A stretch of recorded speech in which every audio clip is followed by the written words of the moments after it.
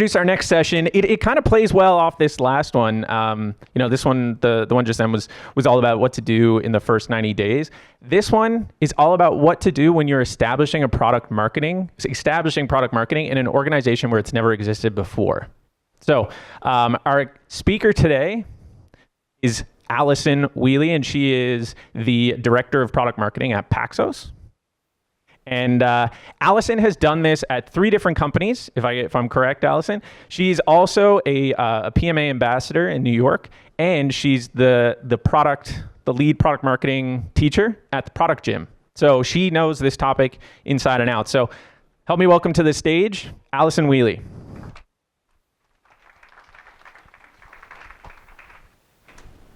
Thank you. All right.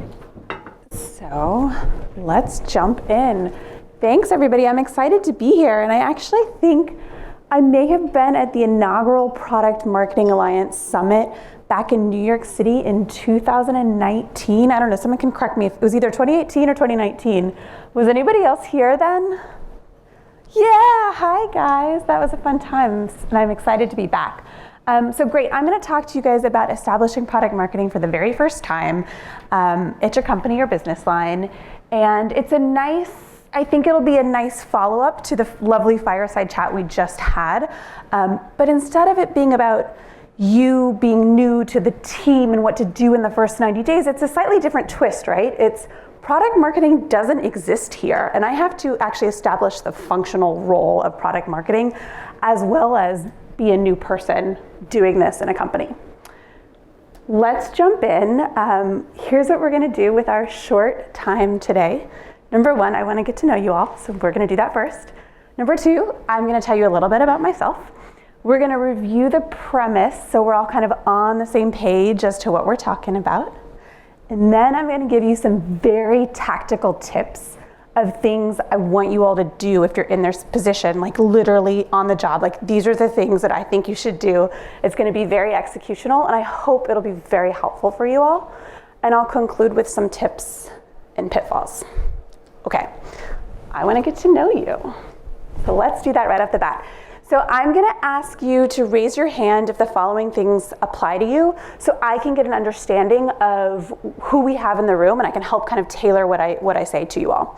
So number 1, please raise your hand if you have ever worked for a company where you were the first product marketing person at that company.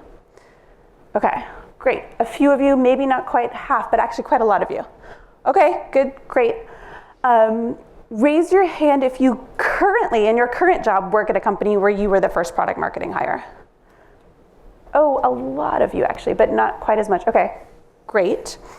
Raise your hand if you have ever worked on a new business line or product, and thus we're establishing product marketing for that vertical, even if like product marketing already existed in your company.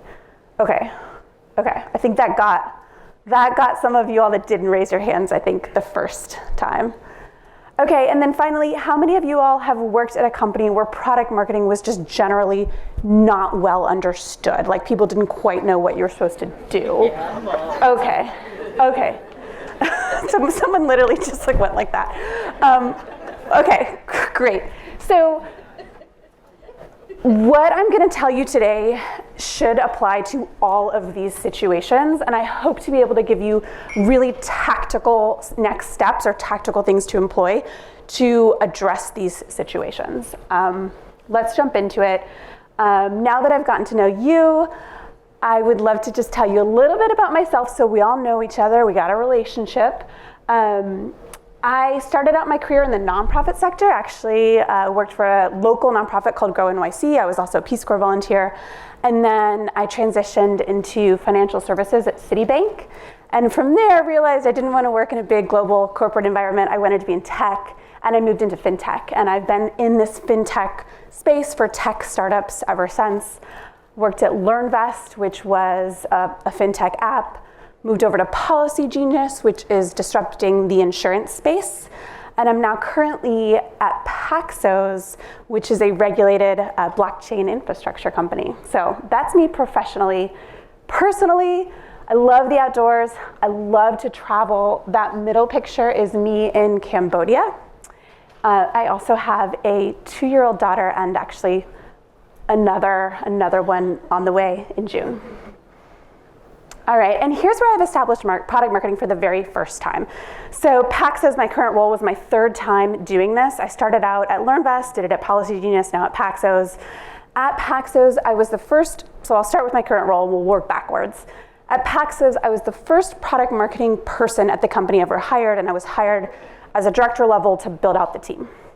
Policy Genius was also hired as a director level to build out the team, but there had been this one product marketing specialist hired a few months before me that was kind of off working on like a specific product squad. So she had already been there, but the function itself hadn't really been established in the company. So that was Policy Genius. And at LearnVest, I was hired as a product marketing manager, so an individual contributor role, not a hiring manager. I was also the first hire there in a product marketing role. And one of the takeaways that I want you all to have is that it doesn't matter what level you're at, whether you're a VP or a director or a specialist or a manager, if you're the first product marketing hire, all of the things I'm gonna tell you are applicable to you, and you can do them no matter what role you're at. So I don't want someone to sit in the room and be like, oh, I'm just an IC, individual contributor. I'm just product marketing manager or specialist. These are things that like the leaders should be doing. No, you are the leader. You're the only product marketing person there. You're leading this function. So I want to empower you to think of yourself like that, no matter what quote unquote title you have. All right. So our premise, we're establishing product marketing for the first time. It's new, all right? Here are some of the things you might be up against. There might be a lack of understanding about what product marketing is or does. I think like every single person in the room almost raised their hand when I asked that question, so I think that's fair to say. Here are some of the questions I've gotten. How is product marketing different than regular marketing? Curious to hear from you guys, like any other common questions or themes that have come up for you all? Does anyone want to like shout one out? I feel like everybody raised their hand when I asked. How are you different than product management? That's a great one. I love that. Thank you for being the brave volunteer. Anybody else?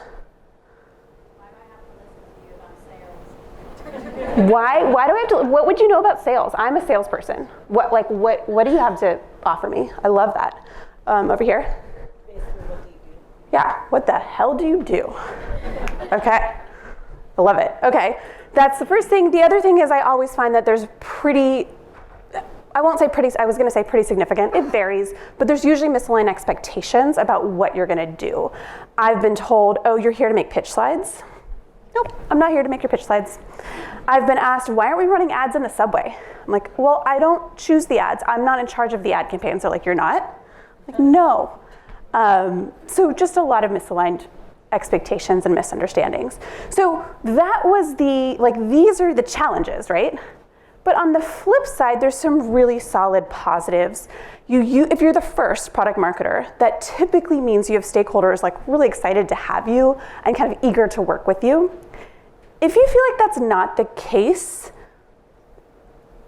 it is. There are stakeholders like that. Just go find them. Like, go find your allies. There always are, especially if you're the first and the org has already kind of existed. If you're the first product marketing person, that usually means there's established product managers already there. I've never worked for a tech company where they hired product marketers before they had product managers. It's almost always the opposite. Like, they hire PMs first, they work on a product, and then they're like, oh wait, we need product marketers. So that's a good thing. It means like you have this solid team of PMs that kind of already know the product, know the market, and you can use them. Lastly, and my favorite, is if you're the first product marketer, you have a huge opportunity to make a massive impact, and I want you all to make that impact. Like, I don't want you to squash that opportunity. I want you to leverage it, capitalize on it, and run with it, and that's what we're gonna talk about today. So for the past 2 companies where I've done this, I always feel this huge pressure to be successful, and to me that means 4 things. I wanna add clear, notable value that people notice. Like, I'm not doing it in a vacuum, people see it. Number 2, I want to establish really strong relationships with my coworkers. Number 3, I want to produce work that drives the business forward. And number 4, I want to contribute to strategy, not just tactics. And I think a lot of product marketers fall into the arena of getting really tactical or producing content and versus being a strategic partner. So we're going to talk about that today.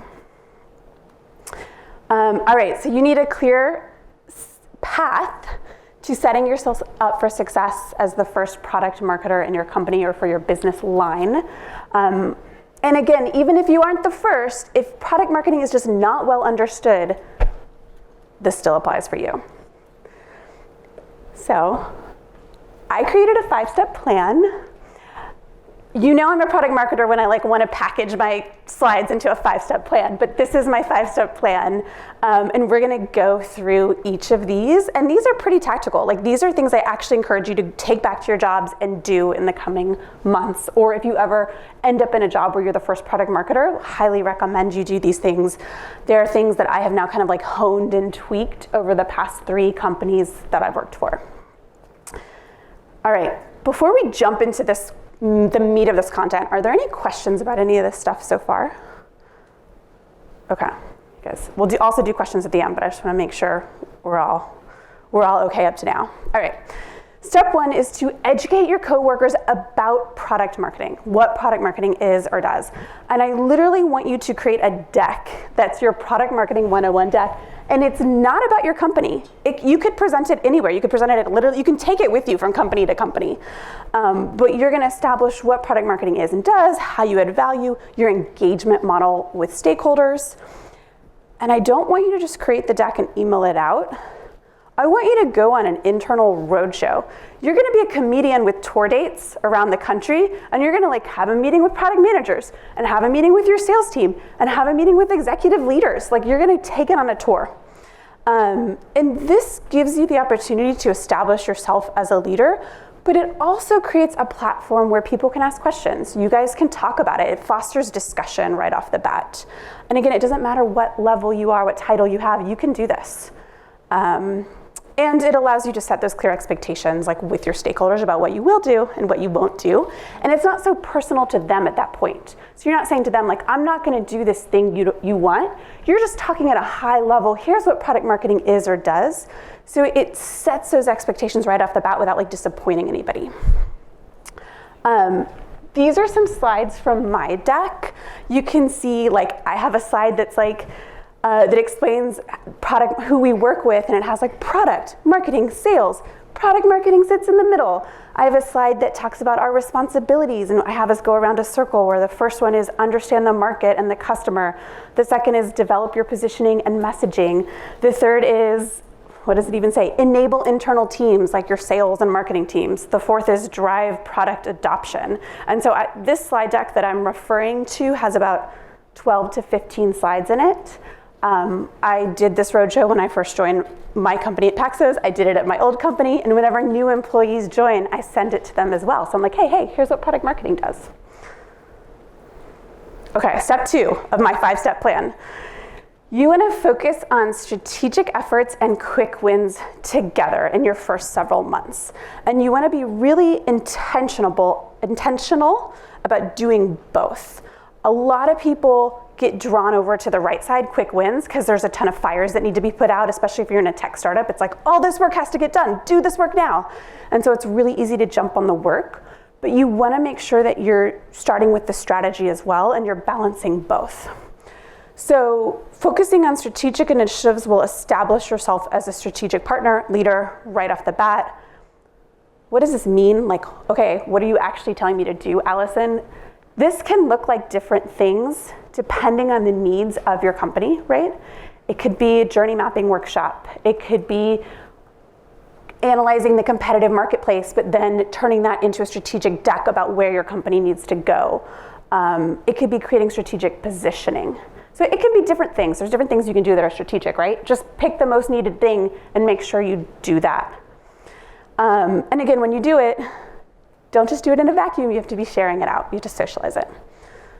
In terms of quick wins, you can easily publish a few pieces of content, a one-pager, etc.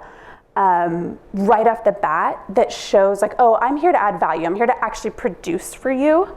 And that's also important. If you fall too much on the strategic side when you're working for a fast-paced company that has needs, then you'll also lose credibility. So you have to, here what I'm trying to say is like balance both and be intentional about both. At my company, Paxos, in my first quarter, I hosted journey mapping workshops with the entire BD, business development, and customer success teams. And we used those workshops to create our cross-functional roadmaps. It was really strategic work. It was live. We had a lot of people involved. And as well, in parallel, I also helped create the company's first one-pager. We'd never had a one-pager for a product before, and our first ebook. So it was like, I was very intentional about like, I'm gonna do these things that I will give you as deliverables, and I will also lead the strategic initiative. All right, step 3. I want you to define and socialize a clear roadmap. There's a number of things that this roadmap will do for you. Number 1, it helps to put all your stakeholders at ease because you can say to them like, oh, I hear you. Your items are on the roadmap. But also, it helps to show your stakeholders that you're prioritizing them and maybe you don't get to that thing until X date, but it's on the roadmap. Everybody feels better knowing there's a blueprint. We all just want a blueprint, people. And the other thing I'll say about the roadmap is you don't build it in a vacuum. You actually have to take a lot of input from other stakeholders to build it. So this actually circles back to the fireside chat we just heard where Jody was saying she spends her first 90 days listening and learning. Well, that listening and learning process will allow you to create the roadmap. You create your roadmap, you define it, you socialize it, and I highly recommend as you establish product marketing, you do this as part of your process. This is a screenshot of my roadmap from this year, this quarter. The things I typically have on it are the initiative name, a description of it, what type of initiative it is. So is this a strategy? Is this strategic work? Is this content creation, et cetera? The timing, effort versus impact, high, medium, low, and what stakeholders are involved. And even just doing this process really establishes yourself as like, I'm serious, I have a plan, I've listened to you all, and I'm committed. All right, step 4. I want you to choose 1, maybe 2 things, fundamentals, that you're gonna deliver on a regular basis to the company. And you're gonna brand these as programs. That cadence, that regular cadence can be monthly, but it could also just be once a year. I don't care. But it needs to be some sort of strategic fundamental you commit to doing and you can brand internally. And I'll give you some examples.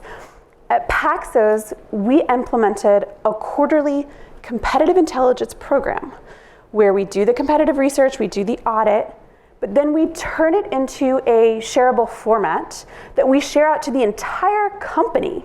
And we do this quarterly, and we do it in a clear and similarly structured way every time, so it kind of looks and feels the same. We branded it. It's our competitive intelligence quarterly program. The entire company knows about it. People talk about it. They're like, oh yeah, product marketing does that on a quarterly basis. Like, they're gonna share it out to the company probably in a couple months. Like, wait for that thing. It's talked about internally, it's known, it's respected, and people really look forward to it. Competitive intelligence is something that you guys should all be doing anyway, right? It's like part of our jobs. So what I'm suggesting here is a slight shift. It's not just doing it, but it's committing to doing it on a regular basis in a structured format and branding it internally. Does that make sense, that difference? Yeah. So choose a few of those things, and that will really establish product marketing as a function, not just like this random thing that's happening ongoing. It's like, no, this is a function, and here's what we're producing for you. All right.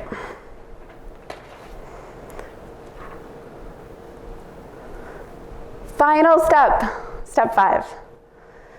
You're gonna report out on clear metrics, and similar to number 4, you're gonna do it in a similar format or structure and with a regular cadence. My opinion is that too many product marketers overlook this step. We're not metrics focused enough. But sharing that data will establish yourself as a credible leader and establish product marketing, establish the credibility of product marketing right off the bat. My company at Paxos, we implemented bi-monthly readouts, all about the data on various initiatives that we have. We have about 30 cross-functional stakeholders attend those readouts on a bi-monthly basis across all of our different teams. And again, you want this to kind of be a repeatable format and very shareable. And I'm not just suggesting you create an internal dashboard that people have access to. Only a few random people are going to look at that. I'm suggesting you socialize this with a regular cadence in a repeatable way. I've suggested some potential metrics you could be reporting out on a regular cadence, but again, that's up to you all and depending on what you're producing, working on, and what your company cares about. All right, we've finished the 5-step plan. So let's say product marketing is new to your company, you're the first one there, or maybe it's not new to your company, but you're establishing it for a new business line. You've done these 5 steps. Maybe you're 6 months in and you've done these 5 steps. Great job, everybody.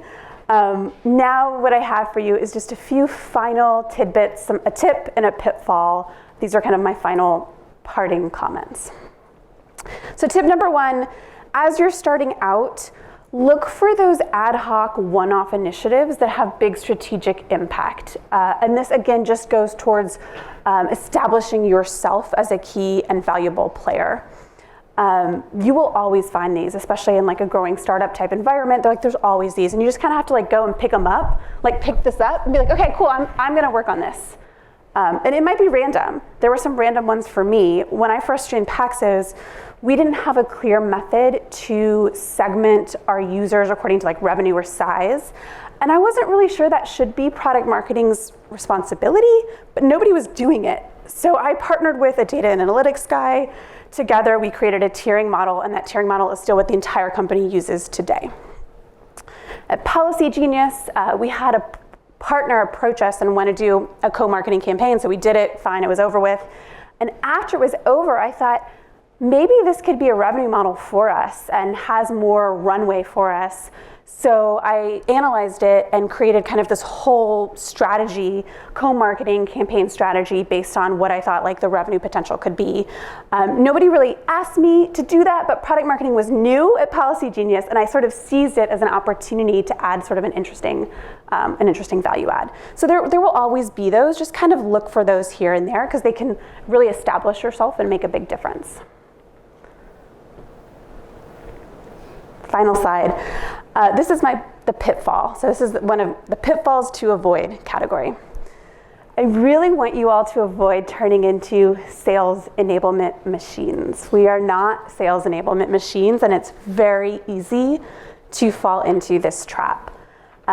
So all of my 5 steps, 1 through 5, were about establishing the function and being a strategic partner. I think step 3 was the roadmap. You guys remember we talked about defining and socializing a clear roadmap? Great, well, what that roadmap enables you to do is it enables you to create sales collateral and marketing collateral according to highest priority and strategic needs. And it also enables you to say to stakeholders, oh, thank you for that request. It actually didn't come up in our roadmap planning sessions where we talked about the highest needs. So I'll add it to the backlog and we can discuss it for the next quarter or the next month or whatever. But you just want to avoid turning into a person that continually is a request taker and content creator because it won't establish the strong product marketing function that your company needs. All right. Great. So that's it for me. I would love to hear comments and questions from you. What resonated? What additions would you make? And what else do you all want to talk about? How much time do I have left? We have about 5, 6. 5 minutes? So Okay. time for questions. But first, everyone give it up for Allison. Thanks, Thank Allison. you.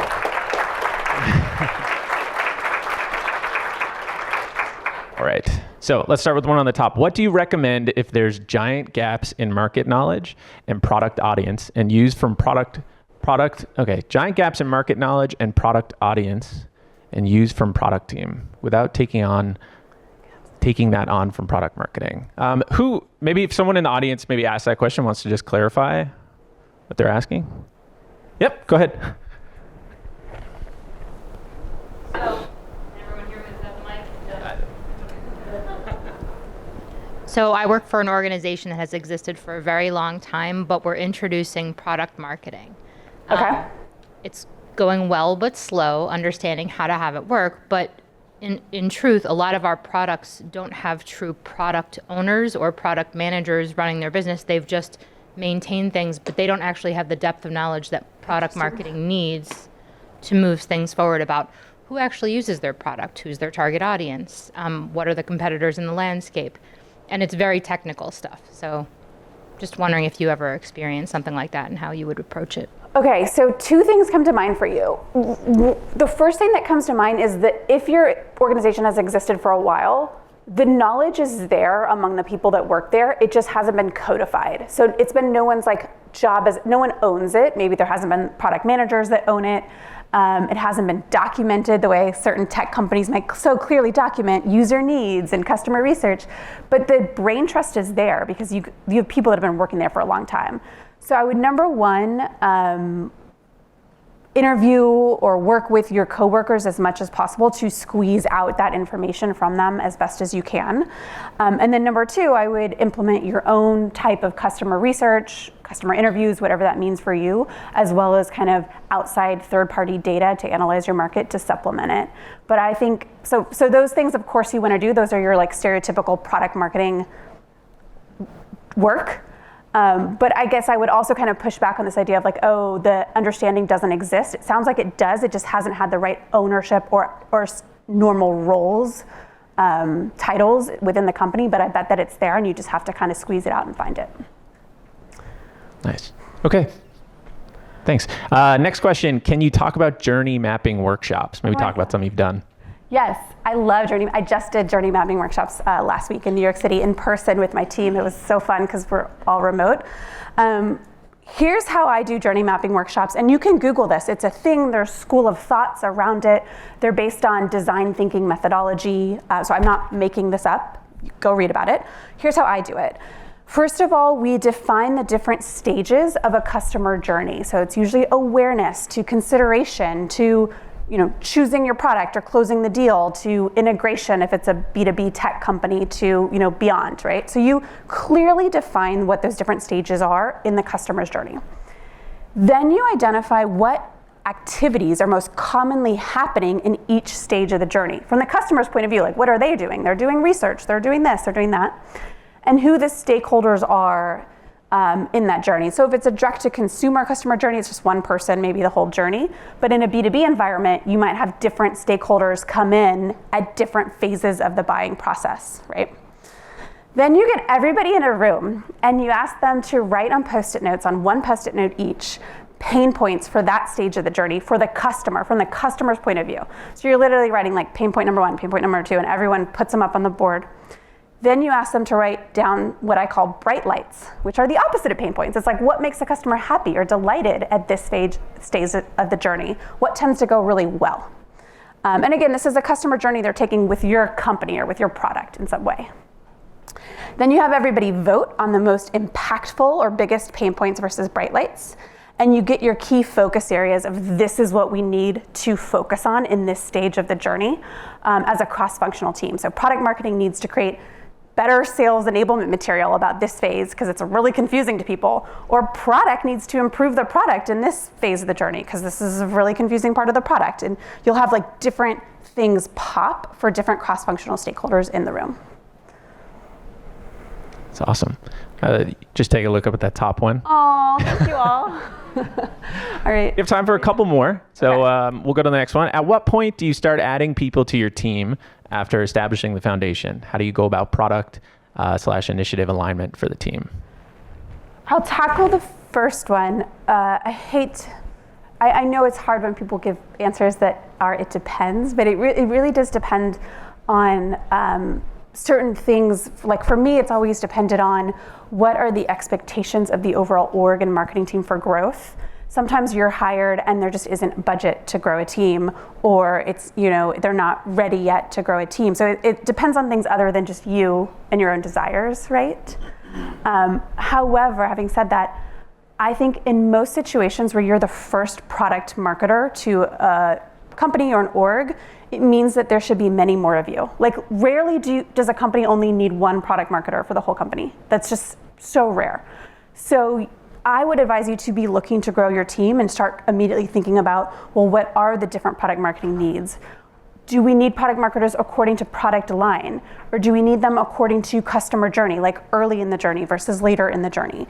Do we need them according to functional needs, like sales enablement creation versus market research, for example? So I would encourage you to immediately start thinking about those things. If you are the first product marketer, your team needs more. Like, I hate to make a blanket statement. I do believe that's usually the case. And it just depends on broader company budgets and planning and all of that as to whether you actually get that head count or not. But I would encourage you to like immediately start thinking about that. Great. Yeah. How do you go about product initiative alignment? I think the second question feels very different to me than the first. I might need more clarification on the second. If we want to. Do we know who in the audience asked it? Right there in back. That question. So I guess how do you think about either aligning by product or functional area, or like kind of having the PMM do both? Or like, what are your thoughts there? Got it. Okay. Well, I actually kind of spoke about that a little bit in answering the first. I do think it varies by company. At Policy Genius, we hired product marketers according to product, and they sat on a product squad. It was a direct-to-consumer company. So you had a product marketer and a product manager and a tech lead, like all working really closely together. At my current company, Paxos, we're a B2B company, and we're organizing ourselves differently. We're organizing ourselves according to the sales journey needs, and we're hiring some people that are more focused on the later phases of the journey, so more technical sales enablement materials and the content creation around that. And then we're also hiring people that are a little bit more upwards bound in the journey and focusing more on market intelligence, competitive research, and that kind of stuff. So it really does vary depending on your org and what the needs are. Great. That does it. Thanks so much, Allison. Thank you.